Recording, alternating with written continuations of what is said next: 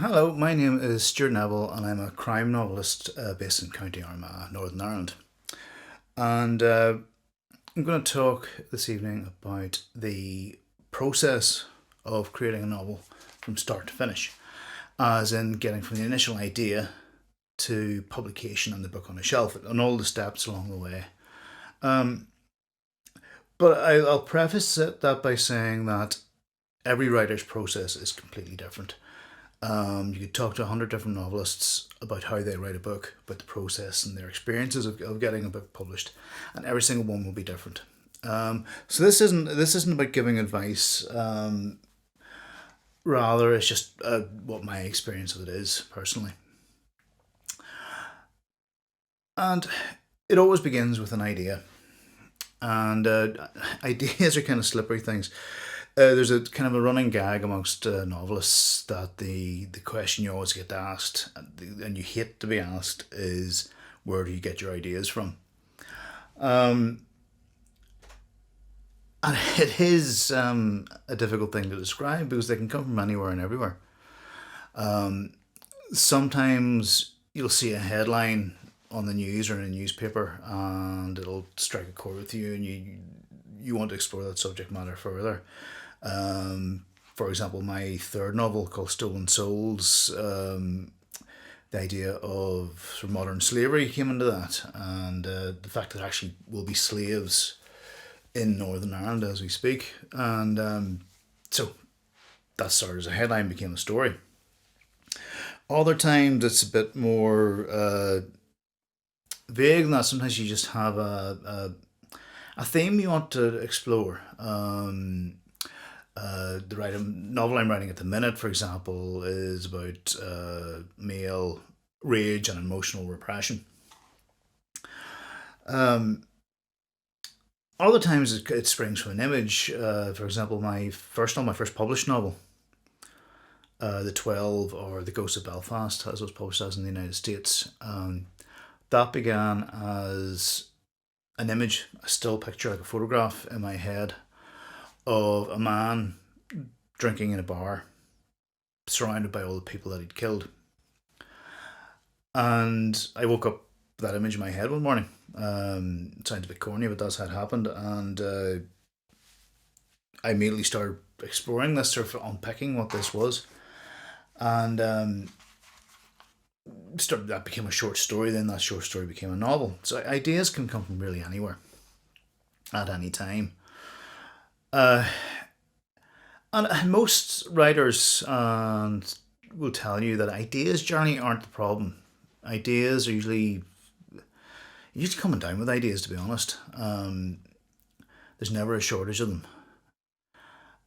The difficulty usually lies in figuring out which ideas actually have legs. Because if you're writing a novel, for example, that idea has to sustain you through around 80,000 words, maybe 100,000 words worth of writing. And not every idea will do that. And sometimes you get an idea and it seems like the most brilliant thing ever. And then you actually sit down and start trying to write that story. And you realize there's a very big difference between an idea and a story. They're two very different things. Um, and I've lost count of the number of ideas I've had that have seemed just perfect in the moment and then have fallen down when I've actually tried to implement them in some way. And so not all work, but also there's difficulty sometimes in figuring out what the idea actually is, what it's for, because sometimes I can struggle with just figuring out what I've got. Is this a short story? Is this a novel? Is it a novella? What's it actually about? So very often I can wrestle with an idea for a long time before I actually figure out what it is. I'm in the midst of doing that at the minute on a new book. And there have been times in the past where I've had to set aside an idea because I realised it wasn't quite there yet, and then come back to it sometimes 2 or 3 years later. Um, so, like I say, ideas can be slippery things, and it's one of the big problems when somebody talks to you about writing, or somebody comes in and said, "I got a brilliant idea."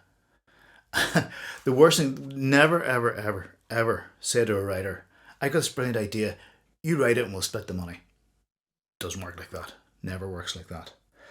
And a huge part of the problem is you might have a good idea, doesn't mean you have a good story.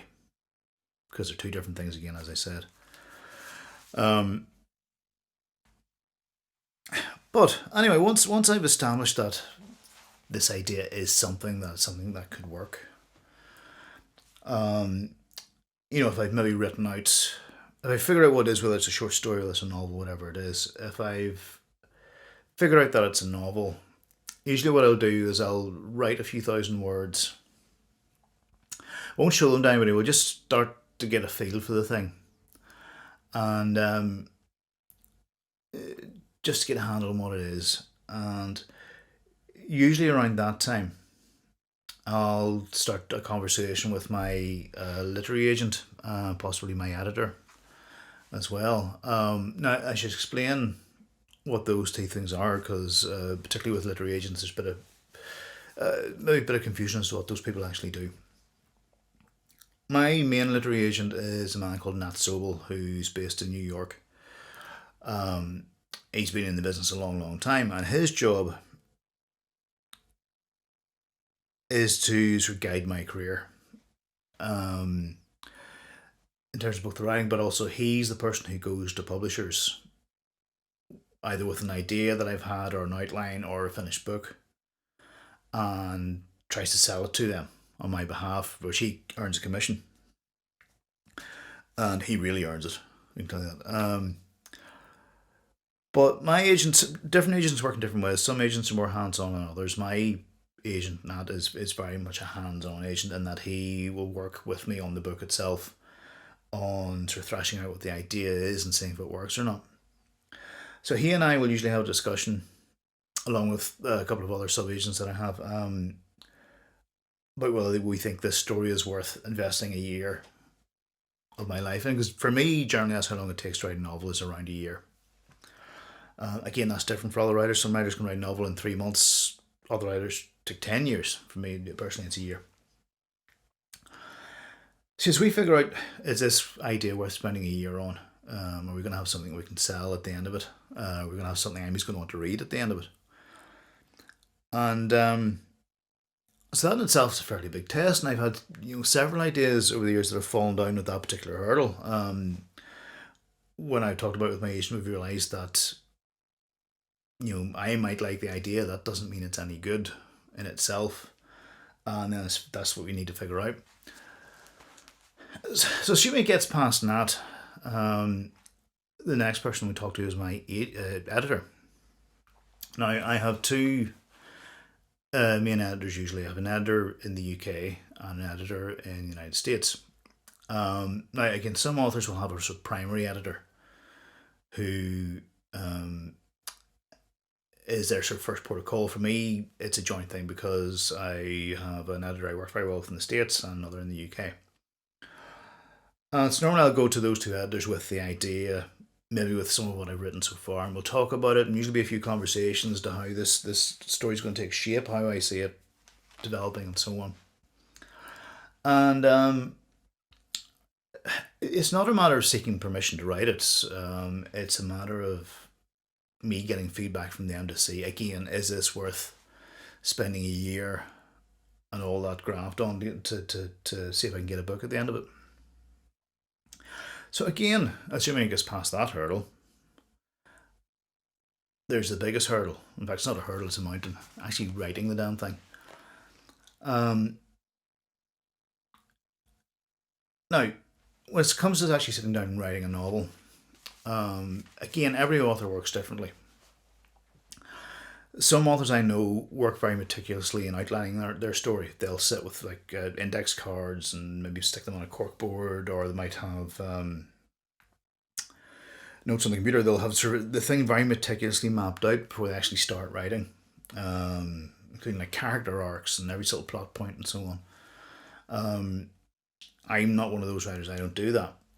Other writers I know, for example, my friend Steve Kavanagh, he doesn't plan anything at all. He has his idea, his sort of big what if, and then he just starts writing and sees where it leads.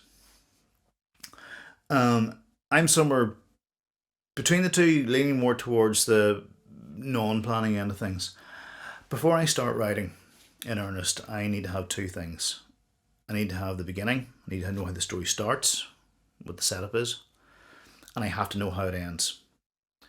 Again, other authors I know don't have a clue how the book ends before they start. For me personally, I have to know how it ends so that everything that I write, every element of the story is kind of pulling towards this one point. And if I don't have that, the book will fall apart. And it's happened to me before where a story has fallen apart simply because I didn't know where it was going. In the end, I didn't know where it was going to ultimately end up. So that's something I have to be very careful about. I have wasted more than one idea doing that. But basically, then I start writing. Once I've got those things figured out, and things like the characters and so on will kind of come along fairly organically as I'm writing. Even before I start writing, I'll have an idea who my protagonist is, and my antagonist, or the good guy and the bad guy, for want of a better term. I'll usually have some ideas from the bigger story beats, things, key scenes that I know I want to have happen during the course of the story.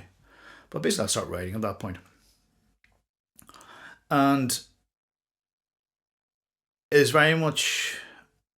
Well, I was going to say it's a marathon, not a sprint, but it's not even a marathon. For me, I tend to write in bursts. I'll write for maybe 2 or 3 weeks, doing a lot of words every day.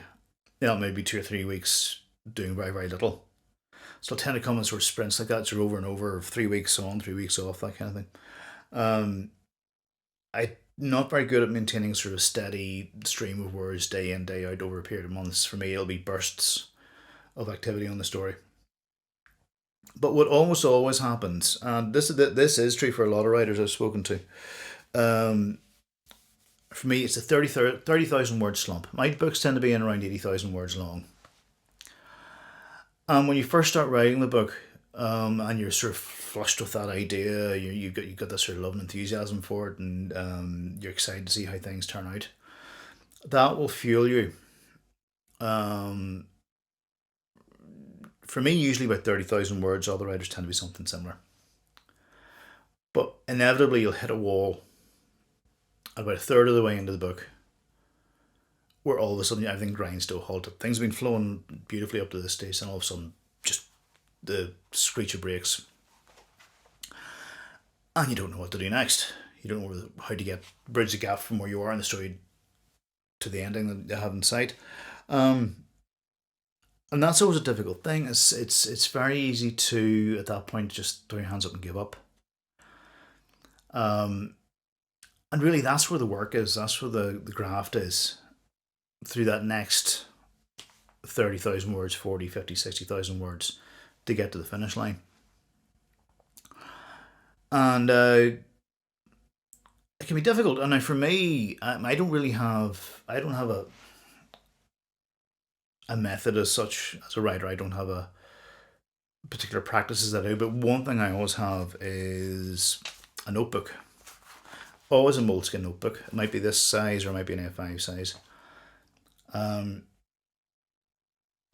I will just start and take notes. This is my notebook. I have a different notebook for every book that I write.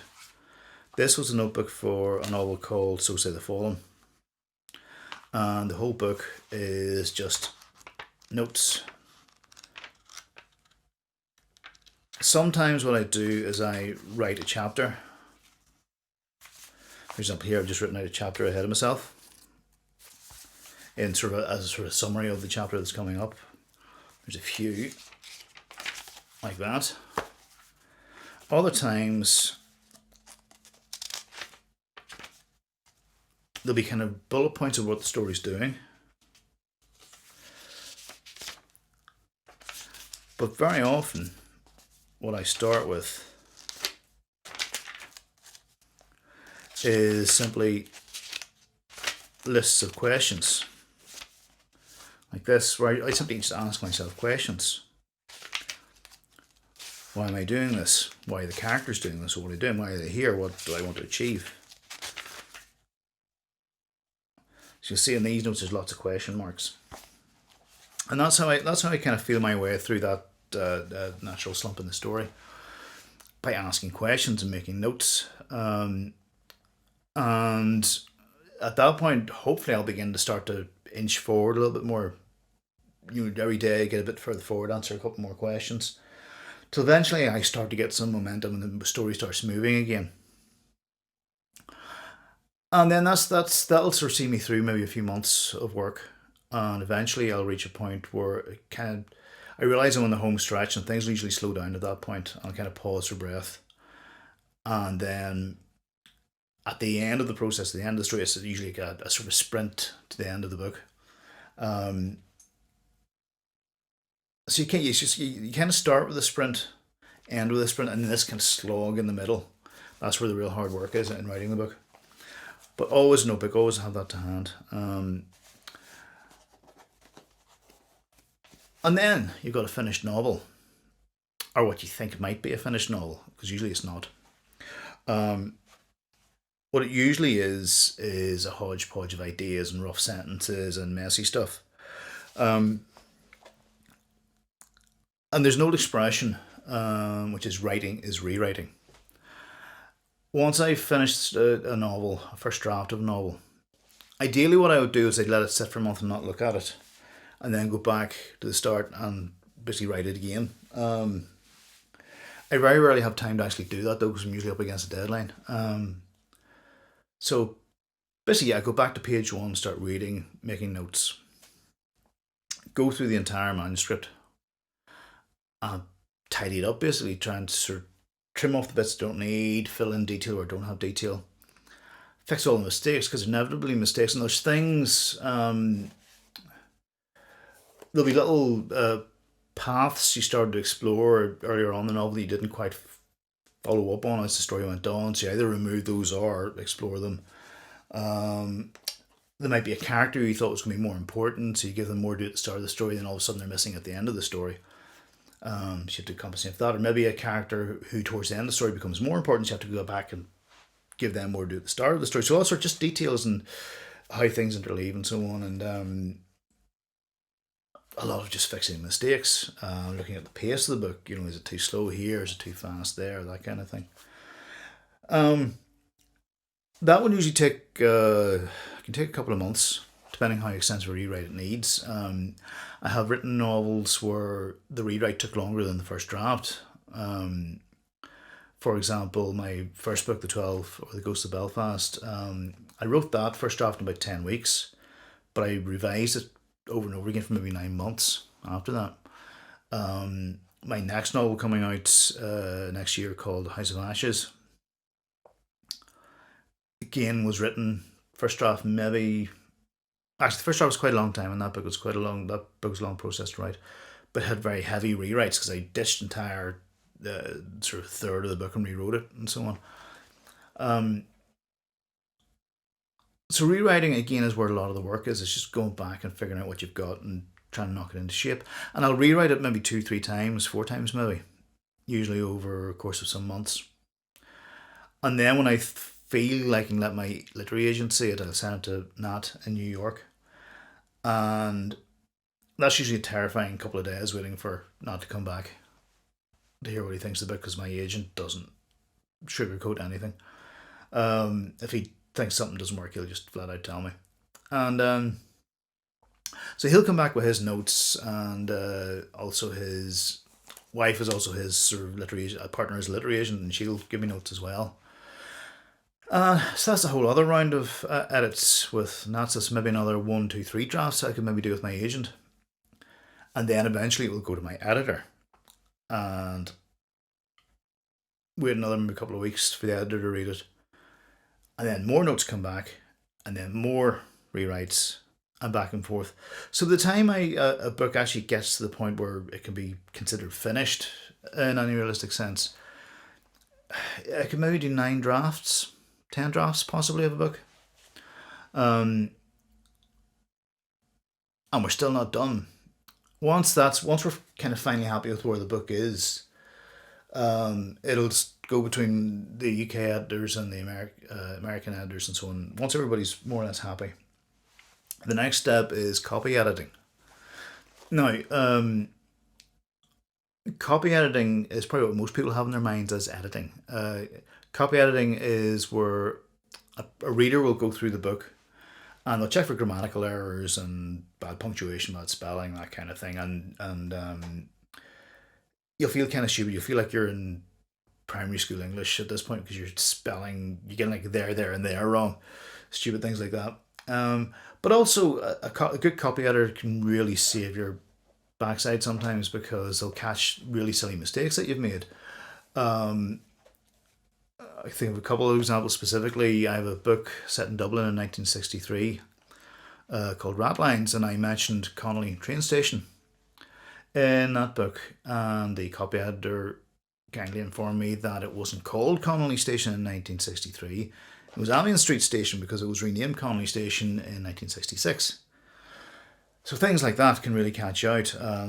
The book I have coming out next year, for example, I was just finished doing copy edits the last couple of days on that.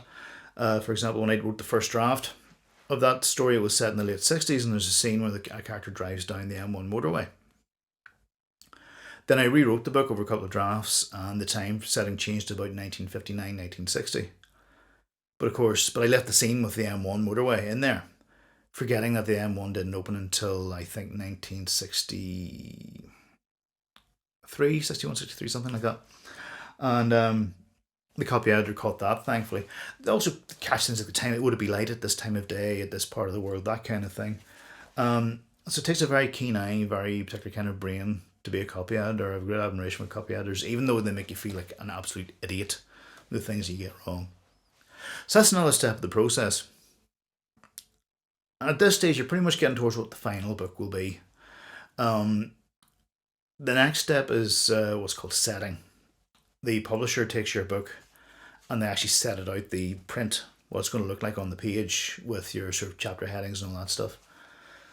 And around this time, you might get a cover design. And I'm being fairly fortunate that my publisher's always given me a bit of say in the cover design. I don't get to design anything. I wouldn't do that in a million years, but they do ask my opinion and ask my happy with the cover, which is good, which is nice. And so you see a cover design, but you'll then get what's called a proof copy of the book, which is usually like a paperback version of the book with the book set out and more or less what it's going to look like in the finished version. And then you'll do a proofread. And that's your last chance to catch any mistakes, any errors, any things that are maybe laid out wrongly, or it's basically the finish line, it's the cutoff point for changing anything in the book. Once that's done, that's pretty much it. You've got a finished book. And a few months later, if you're very lucky and you've done everything you need to do, you'll walk into a bookstore and you'll see one of these with your name on it. Now, keen-eyed amongst you might say it's not actually my name on this one. It's a pen name I've written under Hale and Beck. But let's see what we've got. Something like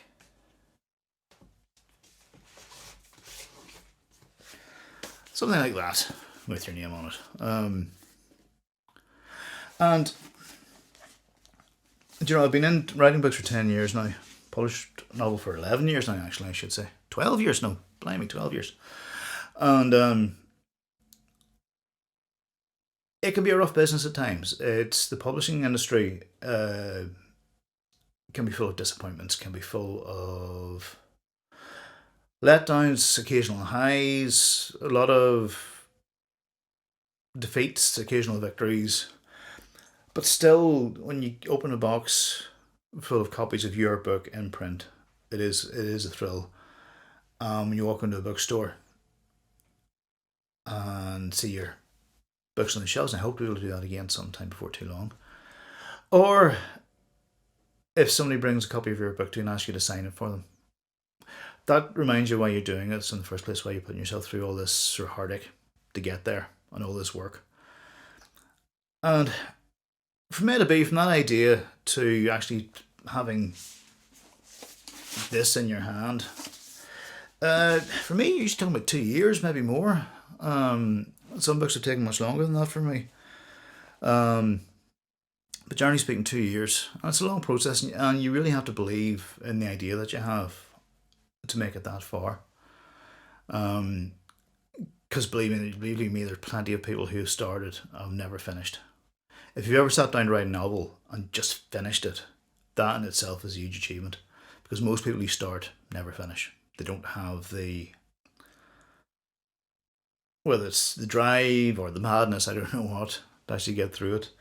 Um, and if you are writing, if you are somebody who's interested in this process from the point of view of actually trying to do it yourself, um, I'm not a big believer in writing advice.